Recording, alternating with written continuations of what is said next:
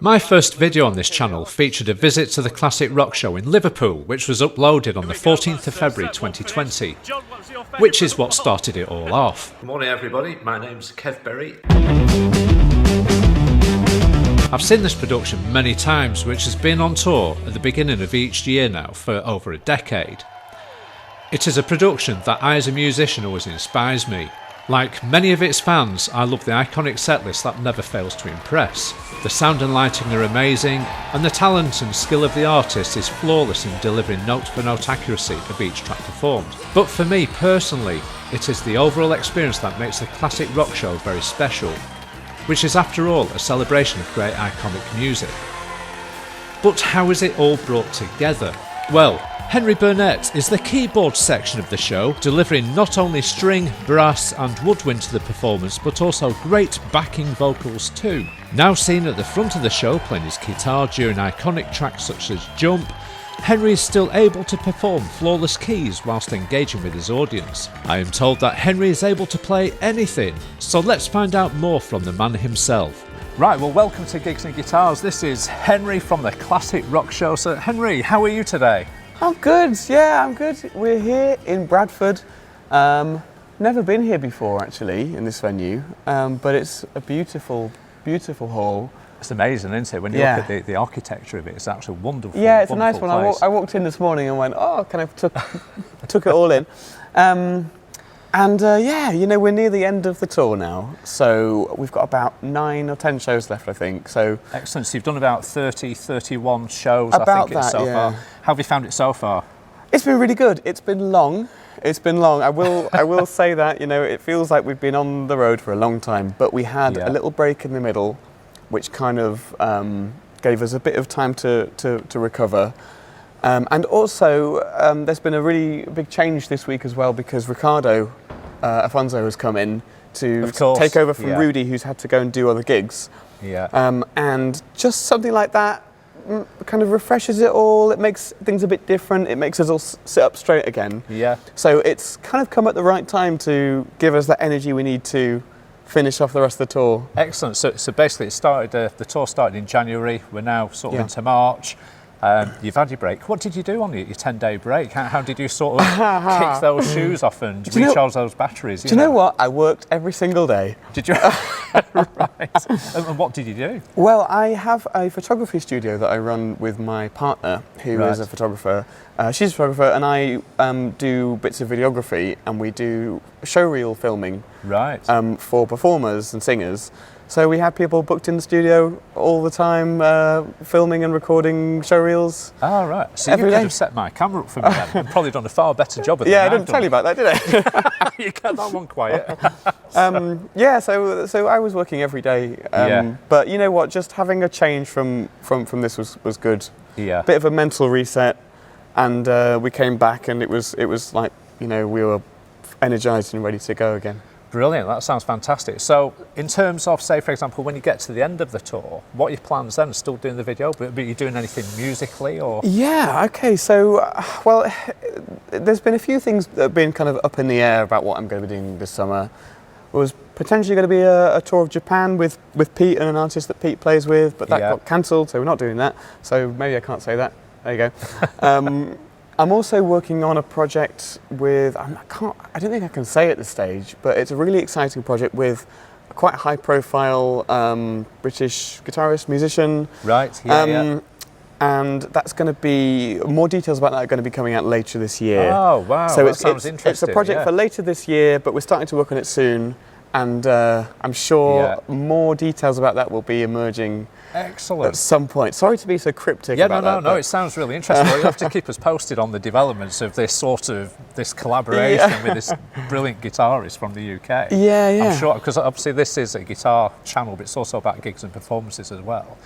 So it's quite a wide-reaching kind of channel. So we'd be quite interested in perhaps talking about that in the future if you fancied doing that. Yeah, absolutely. I'd love to. It's going to be a really interesting project, and sorry I can't say more about it at this stage. No, it's absolutely fine. So in terms of the Classic Rock Show, you're obviously doing the keyboards. You know, I've always said, to fill out the sound of a band, giving more sort of material to go out. The keyboards are really, really important for me in a band. So obviously you're there. You've got your Nord stage stuff and bits and pieces. Yeah.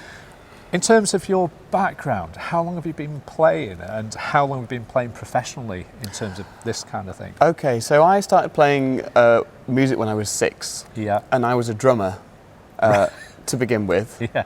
That was where I started, and then I was having drum lessons, and then I think my parents decided I should play a real instrument as well, so they sent me to have piano lessons as well. Yeah. But drums was really my passion when I was young, and then I played piano as well, and I got good at playing by ear when I was young. I had classical piano lessons as well, but really playing by ear was what I wanted to do. Yeah. And my dad would make mixtapes for me every year, and with all of his favourite music and my mum and dad's favourite music, and that was all Genesis and Toto and Steely Dan and Marillion and Yes, big keyboard bands. Yeah.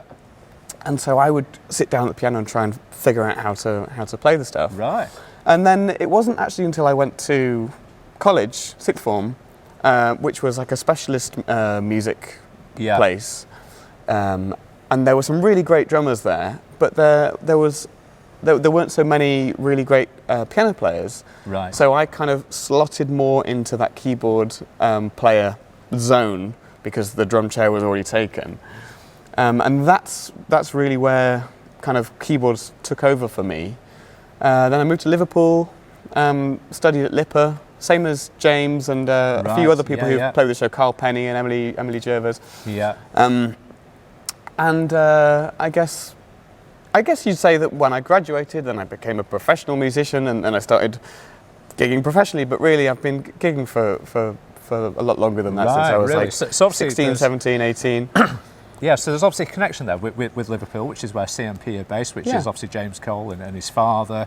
You've mentioned Emily from Rumours of Fleetwood Mac. She's done stuff in the Classic Rock Show. Yeah, so You're all Emily, networking, you know each other. Yeah, Emily was in the Classic Rock Show the first year that I did, and so we had 1 year where we kind of overlapped, and that was lovely. And I actually went over to America and did the Rumours tour. That's just gone before Christmas, so it was lovely to play with Emily again. That's right, because Dave Goldberg didn't do that leg of the tour. Yeah, so I noticed you did fill in there. Yeah. How did you find that? Oh, I loved it. Yeah. Yeah. Do you know what? It was such a lovely thing to do, to play some different music, and especially because with the Classic Rock Show, which is I love it and it's exciting.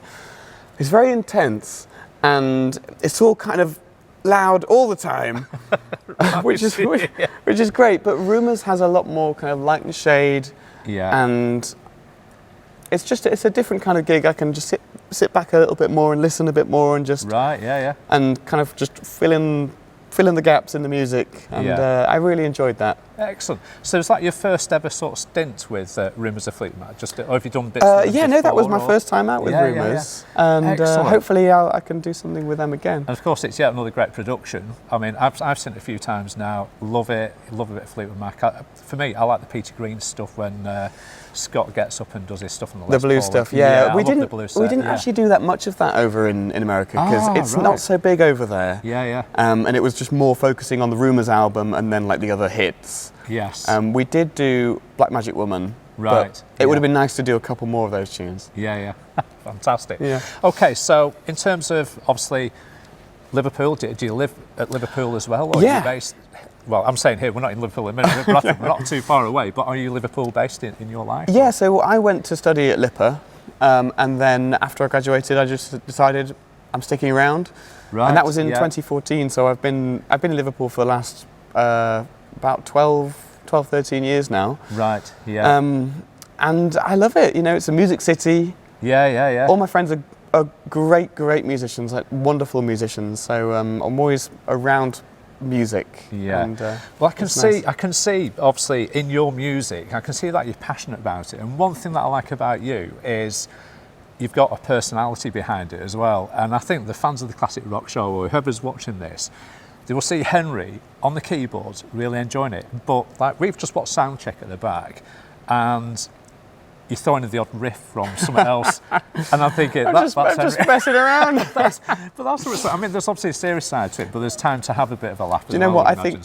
I think everyone on the show would say exactly the same thing, and they'd say, "Oh, Henry's always just messing around in Soundcheck, and he was always like playing Thomas the Tank Engine in the middle of Rosanna or something." But yeah, obviously, there's there's a time for that. There's a time for just like playing the part as it is. But I think for me, I'm always just trying to bring myself to the gig. Yes. And it's hard, you know, in a gig where we're playing other people's music and people expect to hear it the way that they know it to a certain extent. Yeah. So you have to find the line between like playing exactly as it is on the record and then playing it how I play, you know, how I would approach that. Right, so you're putting your own personality into it, but you're sticking with the sort of the backbone of the song, but you're putting your bit into it as well. Yeah, I think so. And you know, everyone wants something else something different from this. Some people want to come out and hear the song exactly as it is on the record. Some people want to come out and hear a live version. So we try and give them a bit of both, really. There's some things that will play like verbatim, and some things that will just play like the classic rock show plays. I think Pete mentioned that. So for example, rock and roll at the end of the night. Yeah. I'm in the audience again tonight, so I'm looking forward to that. Right. Pete Thorne described it as a party when we interviewed him. So there's a little bit of ad-lib going towards that, a little bit of, you know, just enjoying it and just kicking those shoes off and exactly. So I mean, at that stage, like everyone's just playing what they feel, and it just becomes like Pete said, a party. But then the song before that we do is Bohemian Rhapsody, and there is no space for any kind of wandering away from the part there. That's like, it has to be as it is on the record, because everything is so intricate and that's the way it's put together, so it only works that way. Oh, fantastic. So, okay, so we've got a bit of the back end of the tour sort of coming up now. We're into the sort of the later stages of it. You've got your photography and the video and stuff going on. Yeah. In relation to yourself and your gear, we've obviously got a nice couple of keyboards here. My sister is over at the back there with my girlfriend. Yeah. She does all keyboards in our band, and she's basically wanting to know a little bit about your effects that you've got on your keyboard at the back there. I can see 4 pedals at the minute. So what are those? Okay, so I'll talk you through the gear a little bit. You've also got expression pedal, volume pedals and stuff going on as well. Well, I've got a different setup this year than I've used before. So when I've come out with the Classic Rock Show in the past, I've used a computer-based setup, which is running Mainstage. Mainstage is a software that's made by Apple.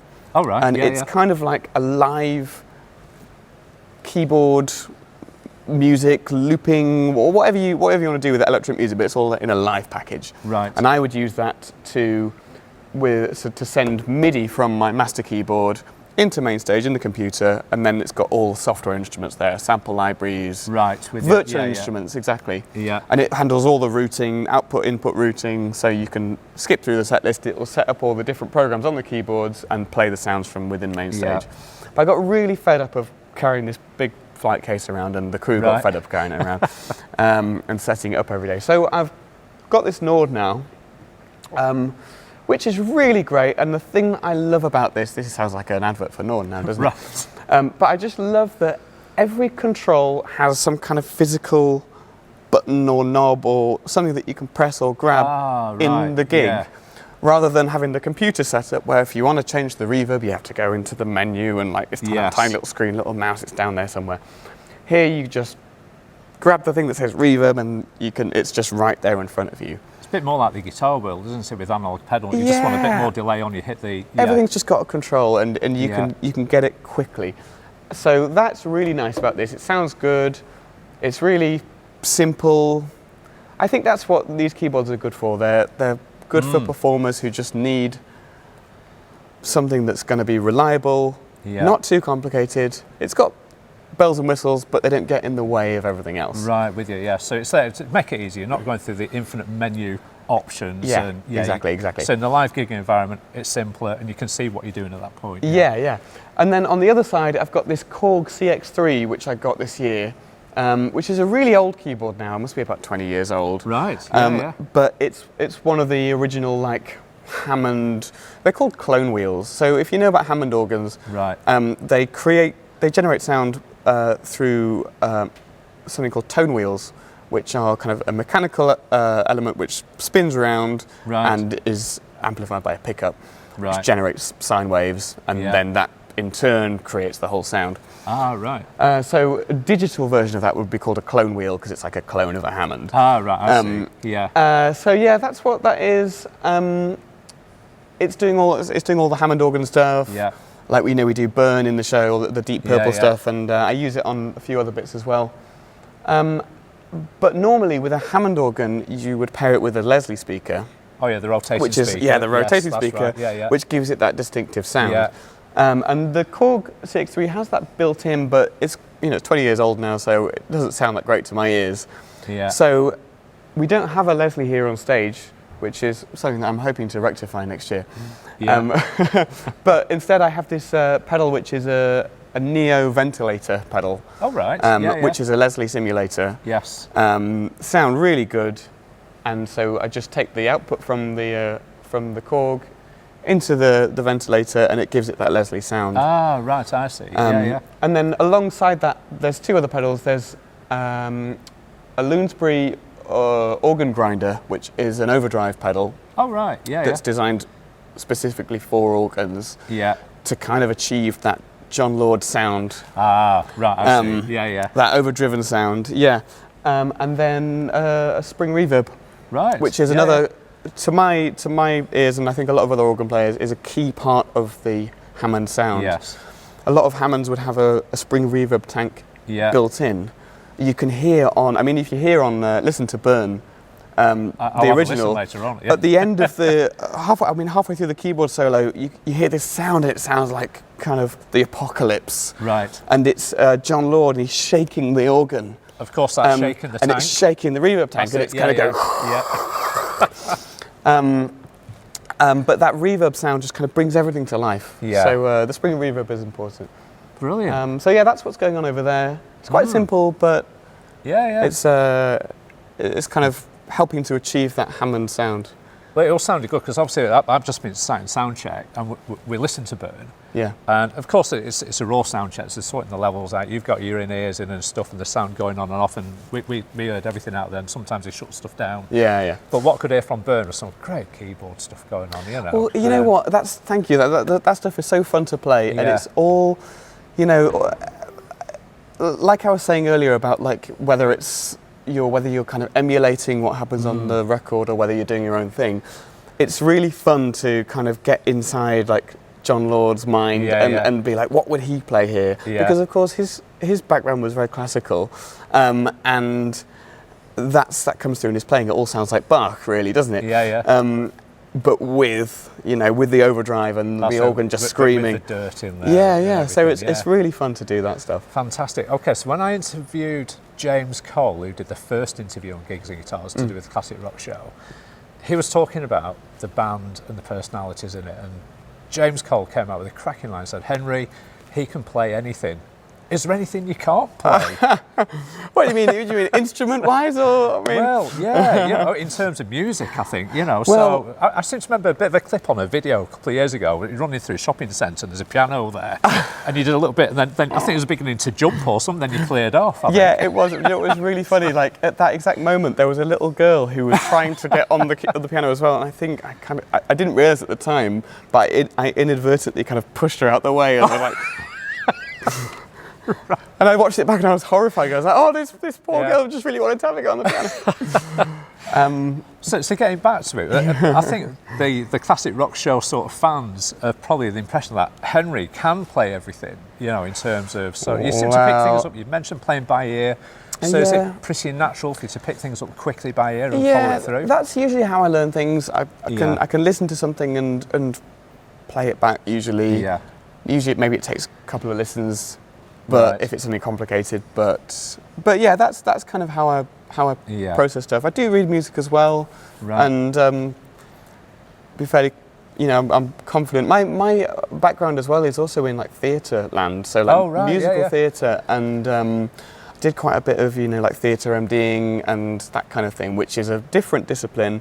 It's very much like everything's all written down on sheet music, and you're kind of working with singers, working with a company of actors.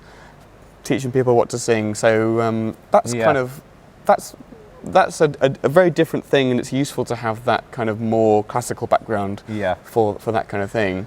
Right. But I also used to play with jazz bands, still do a bit of stuff like that.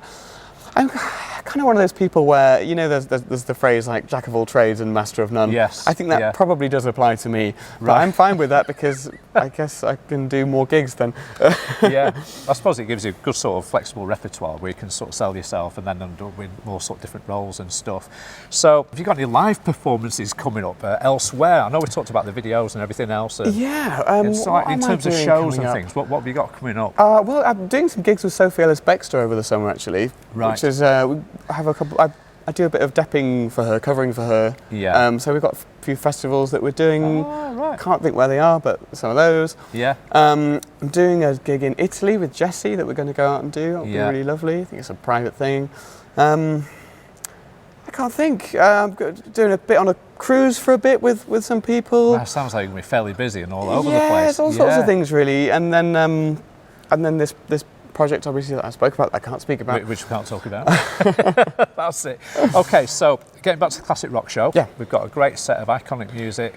What are your favourite tracks? What are you naturally drawn to? What do you enjoy out of the set list? Oh, okay. Well, what I'm really enjoying this year is Romeo and Juliet.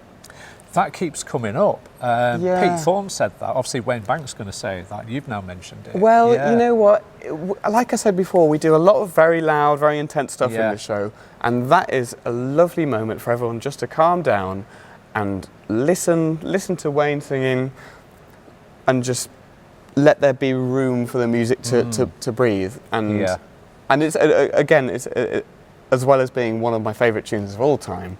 And I'm a big Dire Straits fan, so it's lovely to do that. Brilliant, yeah. But I think Wayne sings it really beautifully. Well, again, I've just heard it for the second time in soundchecks. I heard it the first soundcheck I sat in January, Yeah. and it's there again. And like Wayne, when he does sing it, he sings it beautifully, and you can hear his dictation. Yeah. You can hear every word that he's singing. And it's, you know what, it's such a lovely surprise as well, because you look at Banksy and he's like got the hair and he's got his top off and he's running around the stage like a Yeah, madman. yeah. And then you see this lovely, Yeah. sensitive side to him.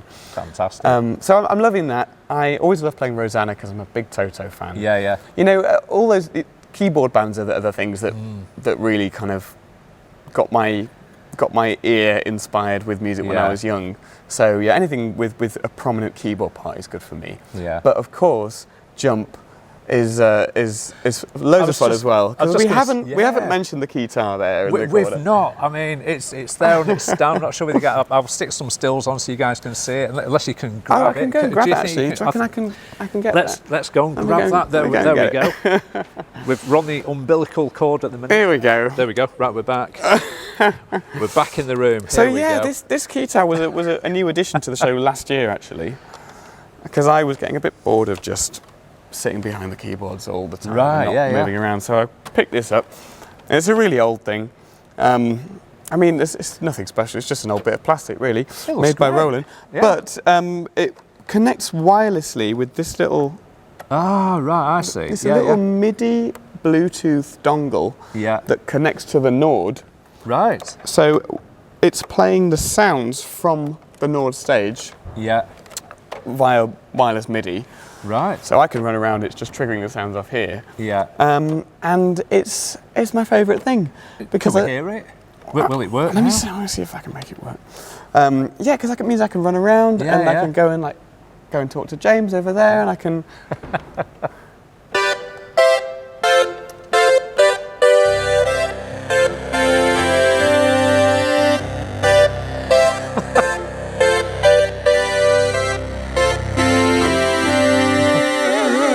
Fantastic. There it is. There you go. Yeah. What does that sound like? Awesome. There you go, from the back. That's awesome. So, yeah, and in the show, you're around, you're jumping about, you're getting out from behind your static setup. I suppose it's a feeling of liberation. Exactly that. Yeah, You know. it's very much that. It gives me that one moment to just get down the front, and we've got some great pictures that have been taken of us all down there doing that That's together. you got Manny Manson. Yeah, doing Manny's those. there. Yeah, that's good. So yeah, this is fun, and I was wondering this year whether there was something else I could play it on, but I think it kind of loses the effect now. So I think Jump is the one. I think people are wanting to see that actually, and it's a little bit different. I know Tim Brown when I interviewed him, he's basically a guitarist who plays. And I said, well, that would be amazing if you could get out of the front with a Les Paul and do it. Yeah, it'd be cool. The audience goes, wow, what's going on? Well, I don't know if you remember, last year we did Highway to Hell, and on some of the shows we did a thing where I would get behind the drums and we'd kind of swap over. Right, I'd do a chorus on the kit, and Tim could come down the front and sing a chorus.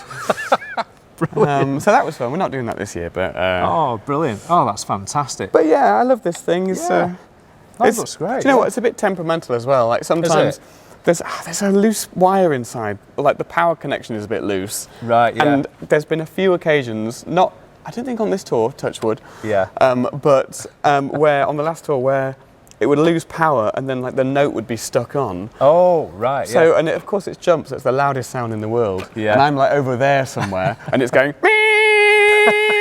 I have to like leg it back over here and like sort it all out. Switch it off. Yeah. Yeah. Oh, brilliant. But yeah, it's good fun. Oh, it's fantastic, Henry. Well, thank you ever so much for giving us the time to actually talk to you about your input in the Classic Rock Show. The fans want to know this. We've had some really good feedback and responses to the interviews we've done already.